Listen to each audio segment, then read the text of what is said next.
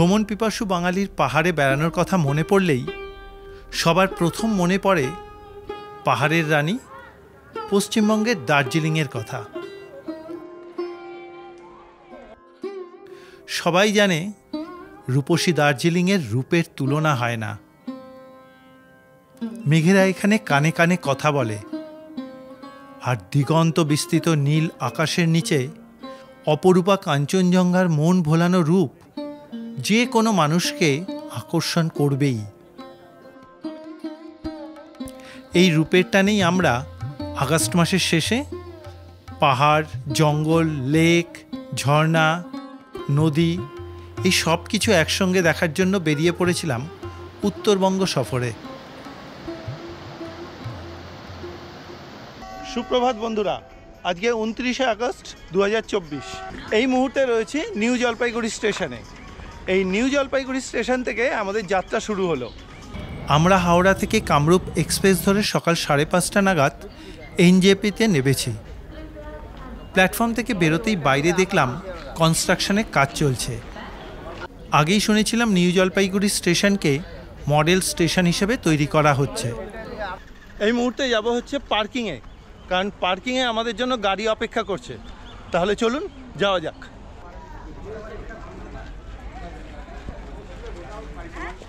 এই ট্রিপে কিন্তু আমরা 3 জন আছি। এই যে আমার প্রীতম ছোট ভাই, আর এই হচ্ছে প্রীতমের মা অর্থাৎ কাকিমা। আমরা কিন্তু এই 3 জনে মিলে এই ট্রিপটা কমপ্লিট করব। চলুন গাড়ির দিকে যাওয়া যাক। দারুণ হবে জার্নিটা। তিনচুলে, আবার শিটং, কমলা লেবুর দেশ, আবার একটু ঠান্ডা ঠান্ডা জায়গা, সবই ঠান্ডার জায়গা। তবে শিটংয়ে এখন একটু গরম। চলো। কিছুটা হেঁটেই পার্কিং এরিয়াতে আসতেই গুড মর্নিং। ড্রাইভার সাহেব আমাদেরকে গাড়িতে নিয়ে গেলেন। এই হচ্ছে আমাদের গাড়ি। এই গাড়িতে করেই আমরা কটা দিন ঘুরবো। अभी चलते हैं दार्जिलिंग के लिए फिर। তোমার নাম কি বলো? हमारा नाम आशीष আশিস रॉय फ्रॉम दार्जिलिंग। ড্রাইভার আশিস বেশ হাসি খুশি ছেলে। ঠিক সকাল 6:40 গাড়ি ছাড়ল। নিউ জলপাইগুড়ি স্টেশনকে বিদায় জানিয়ে বেরিয়ে পড়লাম। এইবারে ট্রাভেলটা করছি কিন্তু এক ট্রাভেল এজেন্সি মারফত। সেই ট্রাভেল এজেন্সির নাম হচ্ছে ট্যুর কিংডম। শেখরদার সঙ্গে ফোনে কথা হয়েছিল, তখন শেখরদা বলেছিল যে 6:30 পৌনে 7টায় গাড়ি আসবে। আমরা তো দেখছি যে গাড়ি তার আগেই চলে এসছে, সকাল 6টাতে গাড়ি চলে এসেছে। তারপরে আমরা বেরোতে বেরোতে একটু লেট হলো। তবে আজকে আমরা দার্জিলিং যাব প্রথমবারে। এই দার্জিলিং যে যাব সেটা কিন্তু মিরিক হয়ে তারপর দার্জিলিং যাব। চলুন যেতে যেতে সব কিছুই আপনাদেরকে দেখাচ্ছি। প্রথমে মহানন্দা নদীর ওপরে ব্রিজ পেরিয়ে এগোতে থাকলাম। কিছুটা এগোনোর পরেই টয় ট্রেনের ন্যারো গেজের লাইন দেখতে পেলাম।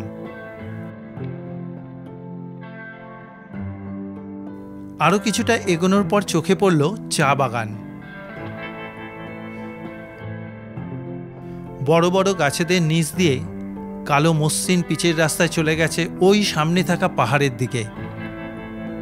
আগস্ট মাসের শেষে আজকের এই দিনটা আকাশ বেশ ঝকঝকে পরিষ্কার। এইভাবে আরও কিছুক্ষণ এগিয়ে রাস্তাটা দুভাগে ভাগ হলো। ডান দিকের রাস্তা হিলকাট রোডের দিকে যাচ্ছে, আর বাঁদিকের রাস্তা দার্জিলিংয়ের দিকে যাচ্ছে। এরপরেই বর্ষায় সজীব ও প্রাণবন্ত ঘন সবুজে ঘেরা শালবনের মধ্যে দিয়ে আমাদের গাড়ি এগিয়ে চলল। এই জঙ্গল পথে বেশ কিছুক্ষণ চলার পরেই জনবসতিপূর্ণ জায়গার মধ্যে দিয়ে এগোতে থাকলাম। দূরে পাহাড়কে দেখতে পাচ্ছি। কতক্ষণে পাহাড়ের কাছে পৌঁছব গাড়ির ড্রাইভার আশিস ভাইকে জিজ্ঞাসা করতেই ও জানালো দুধিয়া বলে একটা জায়গার পর থেকে আমরা পাহাড়ে উঠব। আরও কিছুটা এগোতে একটা রাস্তা ডান দিকে চলে গেল কার্শিয়াং হয়ে দার্জিলিংয়ের দিকে, আর সোজা আমাদের এই চলার পথটা যাবে মিরিকের দিকে।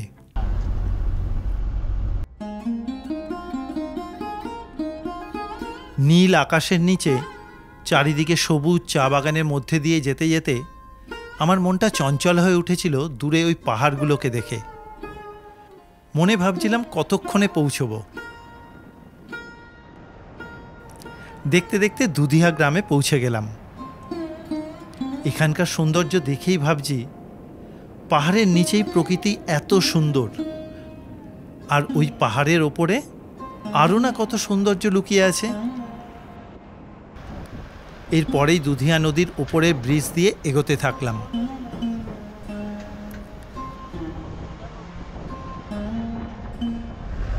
দুধিয়া ব্রিজটা ক্রস করার পরে আমরা পাহাড়ে উঠছি। এরপরে আমরা যাচ্ছি টিমলিং ভিউ পয়েন্ট দেখতে। দুদিকে চা বাগানের মধ্যে দিয়ে, আবার কখনো বা ঘন সবুজ জঙ্গলের মধ্যে দিয়ে আলো ছায়া পথে এগোতে থাকলাম। এইভাবেই প্রকৃতিকে উপভোগ করতে করতে পাহাড়ের একটা বাঁকে এসে উল্টো দিকের পাহাড়গুলোকে দেখে বুঝতে পারলাম আমরা পাহাড়ে বেশ কিছুটা ওপরে উঠে এসেছি। গাড়ি চালাতে চালাতে আমাদের ড্রাইভার সাহেব আশিস হঠাৎ একটা জায়গায় দাঁড় করিয়ে দিল, বললো এখানটায় দাঁড়াচ্ছি। যেখানটায় দাঁড়িয়েছে সত্যি এখানে আলাদা অনুভূতি। দেখুন অপূর্ব সুন্দর পাহাড় দেখা যাচ্ছে।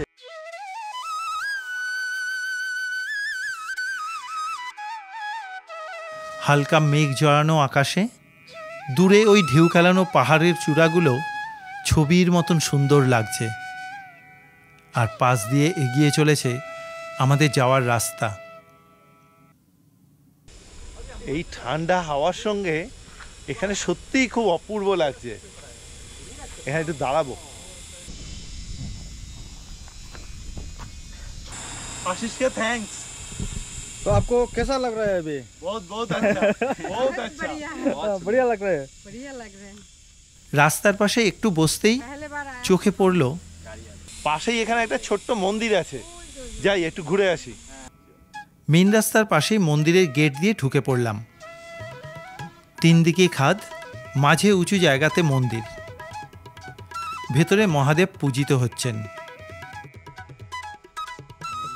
মন্দিরের চারপাশটা খুব সুন্দর লাগছে। আমি হাঁটতে হাঁটতে মন্দিরের পেছন দিকে গিয়ে অবাক হলাম, এটাও তো আর একটা ভিউ পয়েন্ট। কিছুক্ষণ বাদেই আবার রাস্তায় চলে এলাম। ও কোন সা গাঁও হ্যায়? तो इसको बोलते हैं फुटुम। फुटुम गांव है वो। वहाँ से दूर में दिख रहा है जो भी है, वो पहाड़ तो धुंधला धुंधला दिख रहा है ना, वो नेपाल है वो। আবার গাড়িতে কিছুক্ষণ চলার পর এসে দাঁড়ালাম আরও একটা সুন্দর জায়গাতে। এখান থেকে সামনের পাহাড়গুলো অপূর্ব সুন্দর লাগছিল। আমি মুগ্ধ দৃষ্টিতে তাকিয়ে রইলাম। ড্রাইভার আশিস জানালো উল্টো দিকের পাহাড়টা কার্শিয়াং। আমি হাঁটতে হাঁটতে সামনে আরও কিছুটা এগিয়ে গেলাম। মাথার উপরে পাহাড়ের গায়ে সামনের দিকে নিচের দিকে শুধু চা বাগান আর চা বাগান, আর চোখের সামনে দিগন্ত বিস্তৃত আকাশের নিচে পাহাড়ের সারি দেখে মোহিত হয়ে গেলাম। এখানে বেশ কিছুটা সময় কাটিয়ে চললাম গাড়ির দিকে। মনে মনে ভাবছিলাম আশিস তো ডাকাডাকি করছে না। কাছে গিয়ে জিজ্ঞাসা করতেই ও বলল, আপনারা বেড়াতে এসেছেন, তাড়াতাড়ি করলে মজা পাবেন কি করে, ভালো করে আনন্দ করুন, সব জায়গায় আপনাদেরকে দেখাবো। এরপর গাড়িতে উঠে আবার চলা শুরু। একের পর এক পাহাড়ি ছোট ছোট গ্রামকে পেছনে ফেলে দুদিকের বিস্তীর্ণ চা বাগানের মধ্যে দিয়ে গাড়ি এগিয়ে চলল। পাহাড়ের প্রতি কটা বাঁক ঘুরতেই প্রকৃতি নতুন রূপে আমাদের চোখে ধরা দিচ্ছে।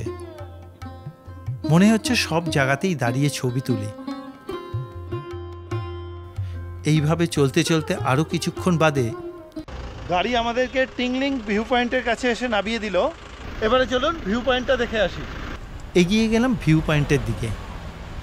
এটা হলো সৌরেনী গ্রামের টিংলিং ভিউ পয়েন্ট। এখান থেকে উল্টো দিকের পাহাড়গুলো খুব সুন্দর দেখা যায়।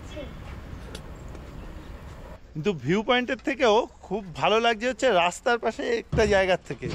ঠিক এই জায়গা থেকে সামনের এই ছোট ছোট গ্রামগুলোকে সত্যিই অপূর্ব লাগছে।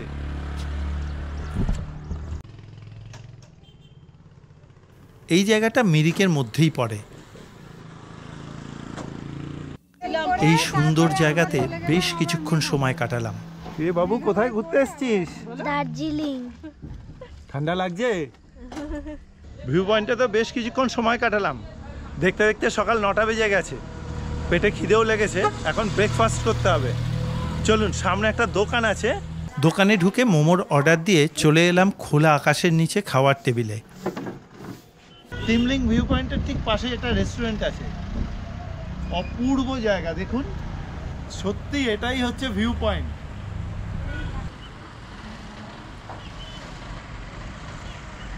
এখানে বসে বসে একটু মোমো খাচ্ছি। এখানে আমরা 3 জন আছি। 2টো প্লেট মোমো নেওয়া হলো। একটা হচ্ছে চিকেন মোমো 1 প্লেট, আর ওটা নিল হচ্ছে 130 টাকা। আর একটা হচ্ছে ভেজ মোমো, এটা নিল 80 টাকা। এখন আমি ভেজ মোমোটা খাই। উত্তরবঙ্গ আসলে মোমো না খেলে হবে? সত্যি এখানকার মোমোগুলো স্পেশাল। চলুন এবার বেরিয়ে যাব।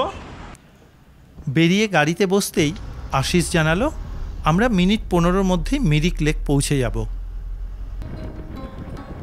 আকাশে তখন হালকা মেঘের আনাগোনা শুরু হয়েছে, আর দূরে ওই পাহাড়গুলো ক্রমশ মেঘে ঢাকা পড়তে শুরু করলো। বর্ষার শেষের দিকে পাহাড়ে আসলে পাহাড়কে বিভিন্ন রূপে অনুভব করা যায়। এরপরেই আমরা সৌরেনী বাজারকে পেছনে ফেলে এগিয়ে চললাম। চোখে পড়ল স্থানীয় মানুষদের কর্মব্যস্ততা। কিছুক্ষণের মধ্যেই সবুজে ঘেরা উঁচু পাইন গাছের মধ্যে দিয়ে এগিয়ে চলতে থাকলাম। আশিসের থেকেই জানতে পারলাম এই সময় মিরিক লেকের সৌন্দর্য অকল্পনীয় সুন্দর। আমরা কিছুক্ষণের মধ্যেই পৌঁছে গেলাম মিরিক লেকের অঞ্চলে। নিউ জলপাইগুড়ি থেকে এইখানকার দূরত্ব প্রায় 54 কিলোমিটার মতো। গাড়ি আমাদেরকে মিরিক লেকের কাছে এসে নামিয়ে দিল। এই সামনেই হচ্ছে মিরিক লেকের এন্ট্রি পয়েন্ট। গেট দিয়ে ঢুকে টিকিট কেটে নিলাম। টিকিটের মূল্য 20 টাকা করে। সামনের রাস্তায় সুন্দর করে গাছ দিয়ে সাজানো জায়গা দিয়ে কিছুটা এগোতেই এই এসে পৌঁছে গেছি মিরিক লেকে। টলটলে জল, পরিষ্কার পুরো, লম্বা একটা লেক। মিরিক লেকের আরেকটা নাম সুমেন্দু লেক। সমুদ্রপৃষ্ঠ থেকে প্রায় 1500 মিটার উঁচুতে পাইনে ঘেরা অপূর্ব সুন্দর এক প্রাকৃতিক পরিবেশে এই মিরিক লেক। আমি অনেক বছর আগে মিরিকে এসেছিলাম, সেটা যতদূর সম্ভবত 98 সালে, আর এটা চলছে 2024। এই মাঝখানে এতদিন উত্তরবঙ্গে আসাই হয়নি ধরতে গেলে। তবে এখন মিরিক লেকে এসে এই সমস্ত সাজানো গোছানো দেখে ভালো লাগছে, সেটা ঠিক, কিন্তু চোখের সামনে না সেই 98 সালের কথাটা মনে পড়ে যাচ্ছে। সেই সময় এখানকার প্রকৃতি ছিল একদম ন্যাচারাল, সেটা সৌন্দর্য ছিল এর থেকে অনেক ভালো। 20 টাকা দিয়ে যে টিকিট কেটে ঢুকেছিলাম, ভেতরে শুধুমাত্র একটু গার্ডেন আর কিচ্ছু নেই। মেন যে লেকটা আমরা পেরোবো, ব্রিজটা পেরোবো, সেটা কিন্তু সম্পূর্ণ ফ্রি। এখন পাশের রাস্তা ধরে আবার যাচ্ছি, এবারে লেকটার ওপারে যাব। যাওয়ার পথে এখানে খাওয়া দাওয়া করার জন্য অনেকগুলো হোটেল পেয়ে যাবেন। এবারে এই ব্রিজটা দিয়ে আমরা লেকটার উল্টো দিকে যাব। চলুন। মিরিক লেকের দুটো দিক জুড়েছে এই ইন্দ্রাণী পুল। পুলের ওপর থেকে মিরিক লেককে দেখতে অপূর্ব সুন্দর লাগে। মিরিক লেকের ঠিক যেদিক দিয়ে ঢুকেছি তার উল্টো দিকটা অনেকটা নেচার কিন্তু এখনও রয়েছে। মানে পাহাড়ের মধ্যে মানে ভালো জঙ্গলও রয়েছে। আচ্ছা, তোমরা এসে এই মিরিকে এসে কিন্তু আপনারা ঘোড়ায় চড়ে লেকটা ঘুরতে পারবেন। বিভিন্ন ডিস্টেন্সের রাইড আছে। आपका शॉर्ट राइट है 200, half right 300, half full leg 600, whole leg 1200। উঁচু উঁচু পাইন গাছের মধ্যে দিয়ে চলার পথ।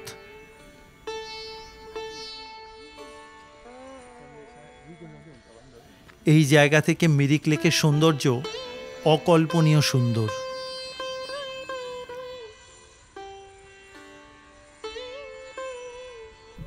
আমরা লেকের পাশের রাস্তা ধরে হাঁটতে থাকলাম।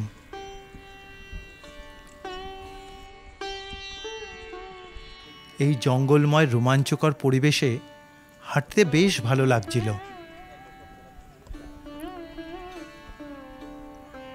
চলতে চলতে জঙ্গলের মধ্যে একটা গেট দেখে ঢুকে পড়লাম। জানতে পারলাম লেকের ঠিক পাশেই পাহাড়ের একটু ওপরে দুর্গা মায়ের মন্দির আছে। এখন দুর্গা মায়ের মন্দিরটা দেখতে যাচ্ছি। এখানে পুরো সিঁড়ি করা আছে, যাওয়ার কোনো অসুবিধা নেই। এই রকম সিঁড়িপথ ধরে বেশ কিছুটা ওপরে ওঠার পর ঘন জঙ্গলের মধ্যে মন্দিরের প্রবেশদ্বার দেখতে পেলাম।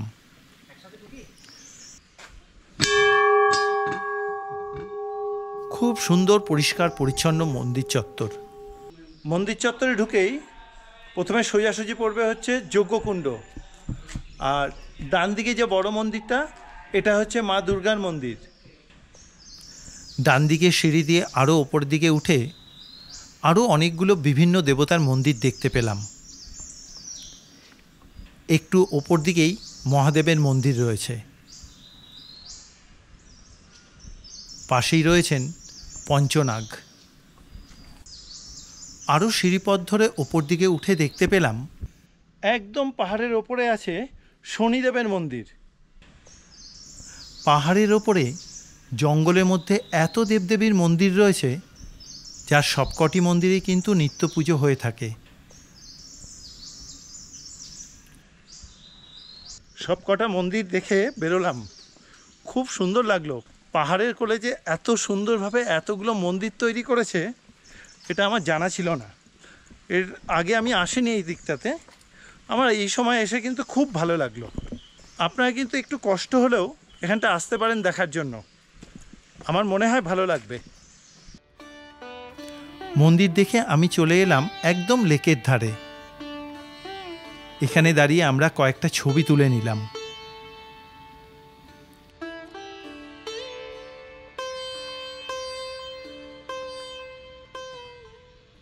পুরো মিরিক লেক দেখা হয়ে গেল।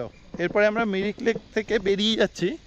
এরপরে কিন্তু আমাদের আরও অনেক জায়গা আছে দেখার জন্য।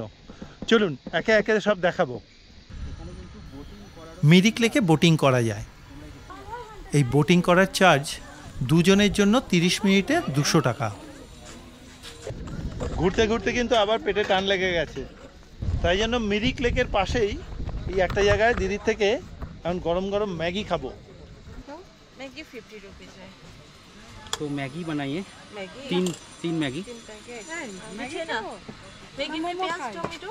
हाँ, কাকিমা নিয়ে নিলেন ভেজ মোমো। আমি ম্যাগি নিয়ে নিলাম 50 টাকা করে প্লেট। ট্রেন ধরার সময় মাছ খাইয়ে দিতেই হবে, না হলে ও ট্রেন জীবনে পাবে না। ঘরের দুয়ারে ট্রেন তাও পাবে না। চলো ম্যাগি খেয়ে তারপরে আমরা আবার বেরিয়ে যাবো। ব্যাপক। লাইফ থেকে কলেজ লাইফ থেকে মায়ের আদরে ছেলেকে মা খাইয়ে দিচ্ছে। এই ছেলে একা একা হিমাচল প্রদেশ ও উত্তরাখণ্ড সব ঘুরে বেড়ায়। তখন কে খাইয়ে দেয়? তখন তো আমি একা খাই।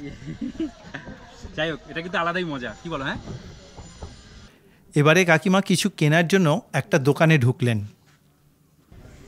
এখানে গরম জামা কাপড়ের প্রচুর দোকান আছে, দামও বেশ কম বলে মনে হলো। এরপর আবার গাড়িতে উঠে পড়লাম। पार्किंग देना पड़ेगा यहाँ पर। আচ্ছা আচ্ছা। এরপরে আমাদের গন্তব্য গোপালধারা। আশিস আমাদেরকে জানালো সময় লাগবে এখান থেকে প্রায় 30 মিনিট মতো। এবারে আমরা মিরিক বাজার ছাড়িয়ে এগিয়ে চললাম। इस जगह को बोलते हैं तामाकोसी।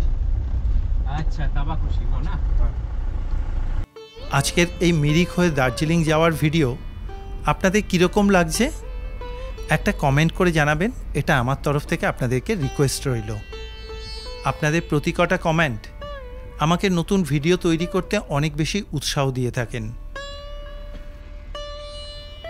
এইভাবে পাহাড়ের ঢালে চা বাগান দেখতে দেখতে মিরিক থেকে দার্জিলিং যাওয়ার যে রাস্তা, এই রাস্তায় কিন্তু মাঝে মাঝেই দাঁড়িয়ে পড়তে হচ্ছে। এই দুদিকে শুধু চায়ের বাগান, অপূর্ব লাগছে এখানকার সৌন্দর্য। এই যে দেখুন,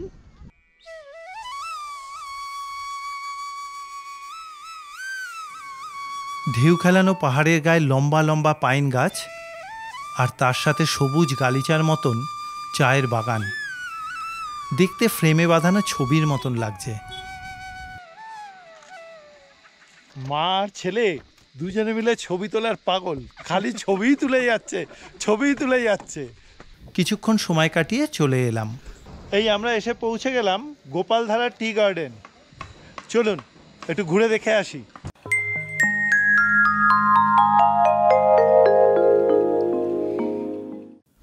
এগিয়ে চললাম বাগানের দিকে। বিরাট বড় এক চা বাগান। জানলাম এখনো চা পাতা তোলার কাজ শুরু হয়নি, আর কয়েকদিন পর থেকেই চা গাছ থেকে 2টি পাতা 1টি কুড়ি এইভাবে চা পাতা তোলা হবে। দেখলাম এখনো গাছে কুড়ি আসেনি। এই গোপালধারা টি স্টেটের কাছেই কিন্তু অনেকগুলো ছোট ছোট এরকম চায়ের দোকান আছে। এখান থেকে কিন্তু আপনারা অর্গানিক সমস্ত চা কিনতে পারবেন। বিভিন্ন কোয়ালিটির চা আছে।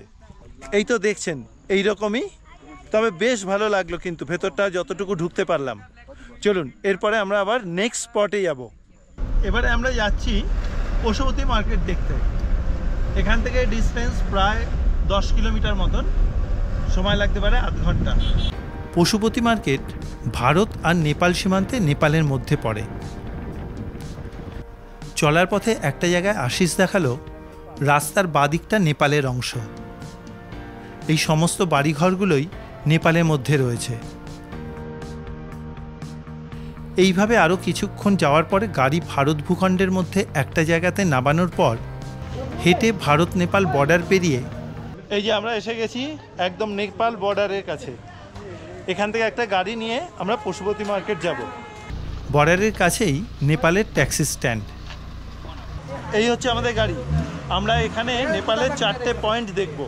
তাহলে চলুন। 4টে ভিউ পয়েন্ট দেখার জন্য গাড়ি ভাড়া 750 টাকা, আর ফুল সিজন টাইমে এর ভাড়া 1200 টাকা। আমরা নেপালে বাড়িঘর দেখতে দেখতে এগিয়ে চললাম। এইভাবে মিনিট 20 চলার পর গাড়ি আমাদের একটা জায়গায় নামিয়ে দিল। গাড়ির থেকে নেবে আমরা যাচ্ছি উর্গেনছোলেন মনাস্ট্রি দেখতে। একটা টিলার ওপরে ছোট্ট একটা মনাস্ট্রি। শান্ত স্নিগ্ধ এক পরিবেশ। ঢুকে পড়লাম ভেতরে। এখানে গৌতম বুদ্ধের বিভিন্ন ভঙ্গিতে মূর্তি বসানো আছে। মনাস্ট্রিতে গৌতম বুদ্ধকে প্রণাম জানিয়ে বেরিয়ে এলাম।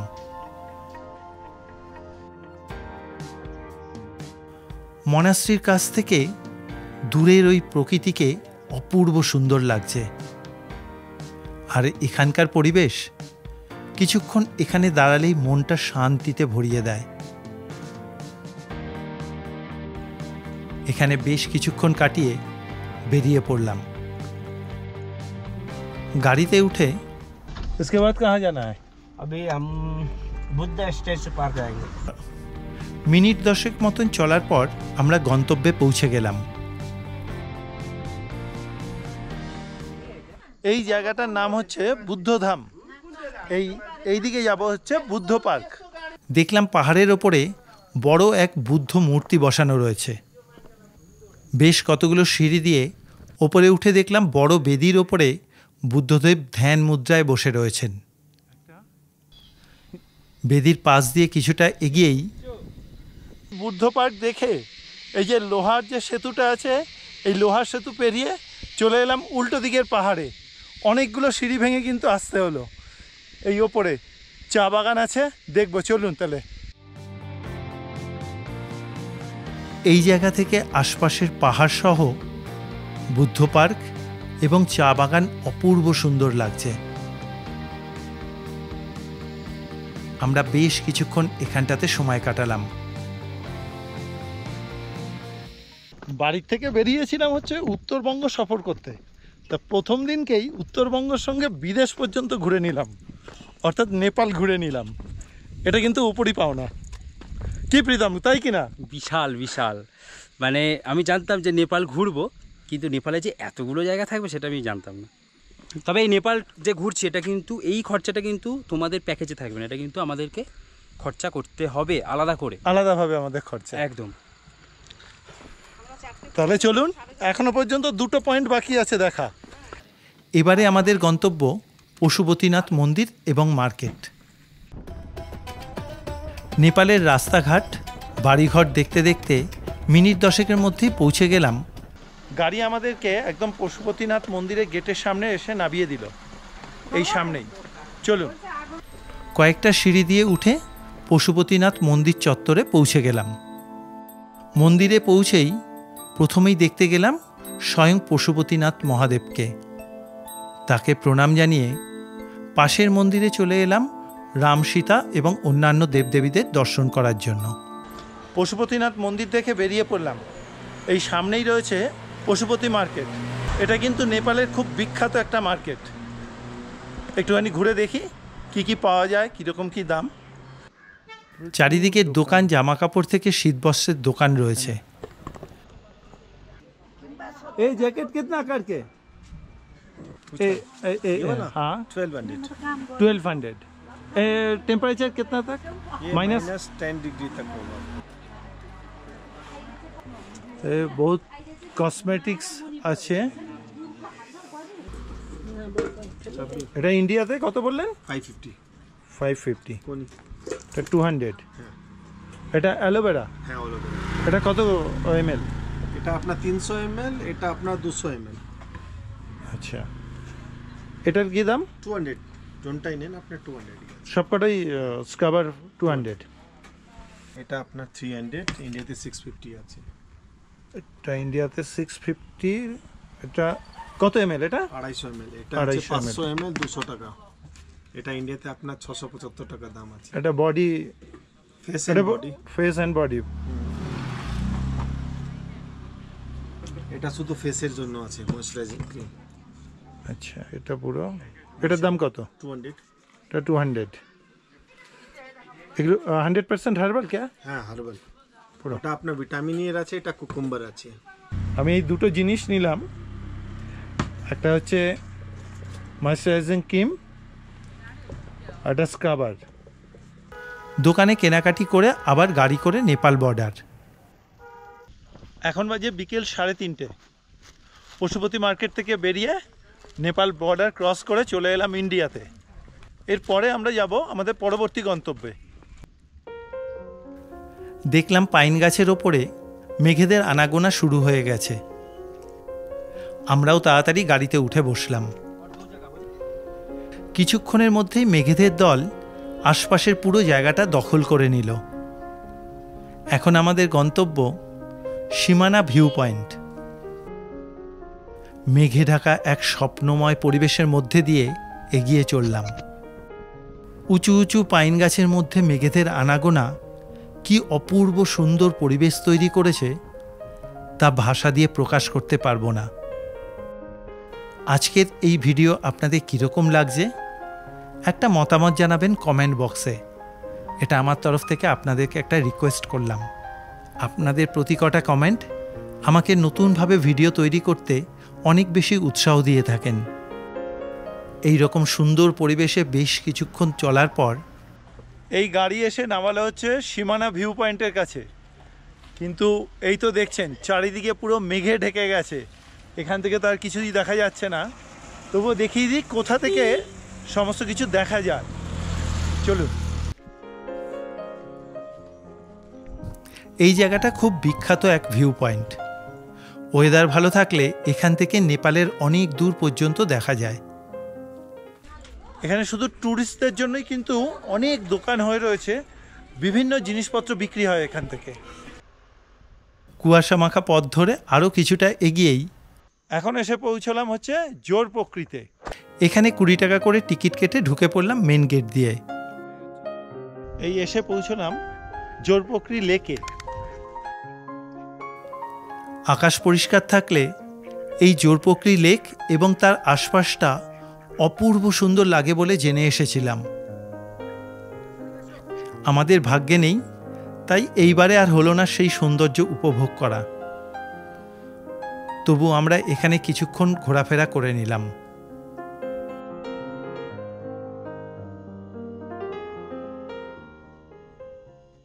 এবারে লেক থেকে বেরিয়ে উল্টো দিকে একটা মন্দির আছে, আমরা সেটা দেখার জন্য এগোতে থাকলাম।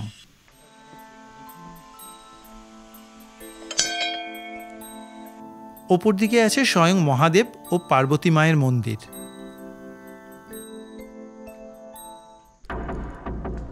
পাশে পাহাড়ের নিচের দিকে জঙ্গলের মধ্যে একটা সিঁড়ি রয়েছে দেখে আমরা সবাই মিলে হাঁটতে হাঁটতে নিচের দিকে নামলাম।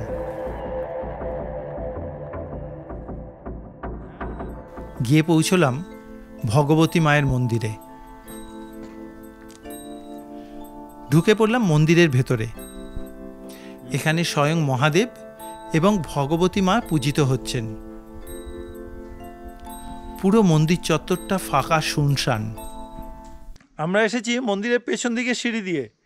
এটা হচ্ছে মন্দিরের সামনের দিকের জায়গা। চারিদিকে পাইন গাছে ঘেরা, এখন সেরকমভাবে পরিষ্কারভাবে দেখা যাচ্ছে না। খুব সুন্দর জায়গাটা। আবার গাড়িতে উঠে উঁচু উঁচু পাইন গাছের জঙ্গলের মধ্যে দিয়ে গাড়ি খুব আস্তে আস্তে এগোতে থাকলো, কারণ এদিকের রাস্তাটা একটু খারাপ।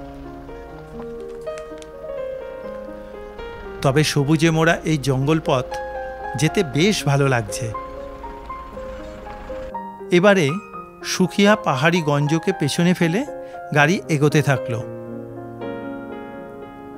এইভাবে বেশ কিছুক্ষণ চলার পর লেপচা জগতের পাইন ফরেস্টের সামনে আমাদের গাড়ি আমাদেরকে নামিয়ে দিল।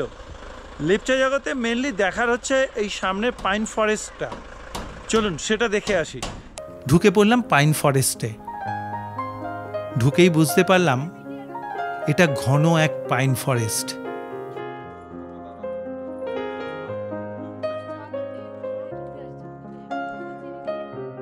বড় বড় গাছেদের সারা পাহাড় জুড়ে ছড়ানো শিকড়গুলো দেখার মতো। সবাই এখানে ছবি তুলতে ব্যস্ত। আমিও পাহাড়ের ওপর দিকে উঠতে থাকলাম। বৃষ্টিতে গাছের শিকড়গুলো আরো পিছল হয়ে গেছে। সাবধানে মাটিতে পা দিয়ে আস্তে আস্তে করে ওপর দিকে উঠে পড়লাম। ওপরের দিক থেকে পুরো জঙ্গলটা খুব সুন্দর লাগছে। সত্যি এখানে এসেই বুঝতে পারলাম একটা জঙ্গল যে কতটা সুন্দর হতে পারে।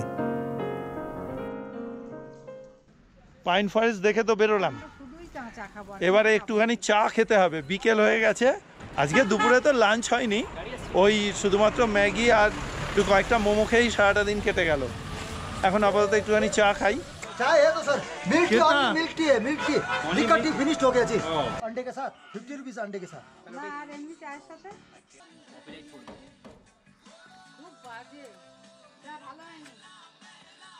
চলুন এখন যাব হচ্ছে দার্জিলিং, ওখানেই আমাদের থাকার জায়গা। এবারে গাড়িতে কিছুক্ষণ চলার পর সন্ধেবেলা স্নিগ্ধ আলোতে ঘুম স্টেশনকে দেখতে পেলাম। এই অল্প আলোতে হেরিটেজ স্টেশনটা খুবই সুন্দর লাগছিল। আজকের এই সারাদিনে বেড়ানোটা খুব ভালোভাবে উপভোগ করলাম। এর জন্য ট্যুর কিংডমের শেখরদাকে ধন্যবাদ জানালাম। আপনারাও যদি এইভাবে বেড়াতে চান তাহলে কিন্তু আপনারা শেখরদার সঙ্গে যোগাযোগ করে নিতে পারেন। আমি ডেসক্রিপশন বক্সে শেখরদার নাম্বার দিয়ে দিলাম, কথাবার্তা বলে নিতে পারেন। সূর্য অস্ত যেতেই মেঘে ঢাকা আকাশে এক অপূর্ব রূপ দেখতে পেলাম। সন্ধেবেলায় আমরা দার্জিলিং শহরে পৌঁছলাম।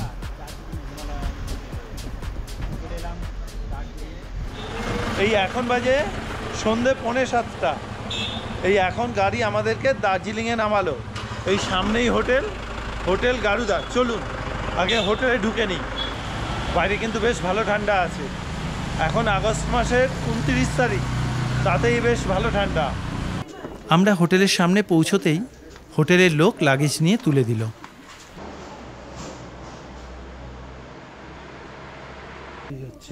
ঢুকে পড়লাম হোটেলে। আমরা পৌঁছতেই জানলাম ঘর রেডি করা আছে।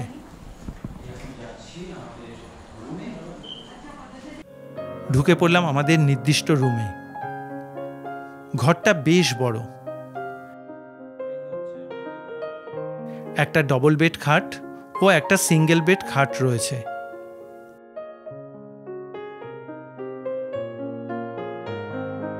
ঘরের আরেকটা দিকে রয়েছে সোফা, টেবিল ও টিভি। রয়েছে লম্বা আয়না, বাথরুমে গিজার সহ সমস্ত সুবিধা রয়েছে। দেখলাম বেশ পরিষ্কার পরিচ্ছন্ন। কিছুক্ষণের মধ্যেই রুমে গরম গরম চা চলে এলো। প্রীতম একটা চিকেন প্যাটিস নিয়ে এসছে, আর হোটেল থেকে এই চা আর কুকিজ বিস্কুট দিয়েছে। ফ্রেশ হয়ে চলে এলাম হচ্ছে ডিনার টেবিলে। আজকে রাত্রেবেলা যে ডিনারটা রয়েছে এটা কিন্তু আমাদের প্যাকেজের মধ্যেই রয়েছে।